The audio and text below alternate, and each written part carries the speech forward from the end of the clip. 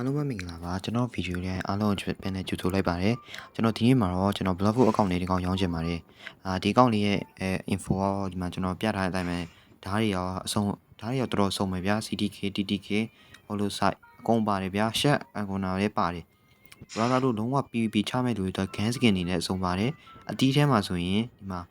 T-Rex Fruit ပါမယ် Shero Fruit ပါမယ် Quick Fruit ပါမယ် Buddha ပါမယ်ပြီးရင် Legendary Score 3ခုတော့ပါမယ်ဗျာbrother တို့ Blessing တို့ဘာလို့ယူလို့ရရဗျာအဲ့ sweat တွေဒီမှာဟုတ်ပြီ accessory မှာကျွန်တော်စုံနေနေမယ် Terra Joy ပါမယ်ဒီလုံးဝ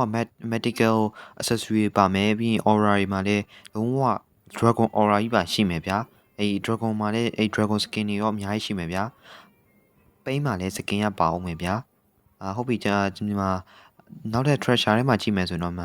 များကြီးပဲပေါ့ဒီဘက် line မကောင်းတော့အပေါ်မှာကြည့်မယ်ဆိုရင်ကျွန်တော်တို့အများကြီးတွေ့ရတယ်ဗျာဒီအရေးပါတဲ့ဟာတွေတင်မောနဲ့ပြင်လို့ရမယ်ဗျာဒီကောင်ကလုံးဝ Leviathan scale ကလည်း18ခုတော့ပါတယ်ဗျာစံခွန်းအားကလည်းပါပြီးသားbrother တို့အနေနဲ့စဉ်းစားကြည့်ဘယ်လောက်တန်လဲမတန်လေပြီးတော့အဓိက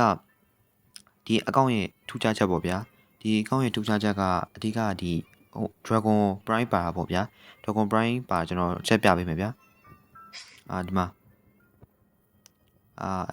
Dragon Prime အရင်ဆုံး Portal Prime ရေးပြပေးမယ် Portal Prime နဲ့ပါတယ်ဗျဒီကောင်က Portal Prime ဆိုတော့အောက်မှာခဏလေးနော်ကြော်ဝိုက်ဗျခဏလေးပေါ်ပြန်တက်မယ်တွေ့ပြီမှာ Portal Prime ကျွန်တော်တို့ဒီပိုင်းပြီးသားပေါ့အပေါ်က Robust 2000အပေါ်ကဟာ error တက်နေရဗျာအခု Portal Prime ကမှာလုံးဝအပိုင်ပဲ Portal Prime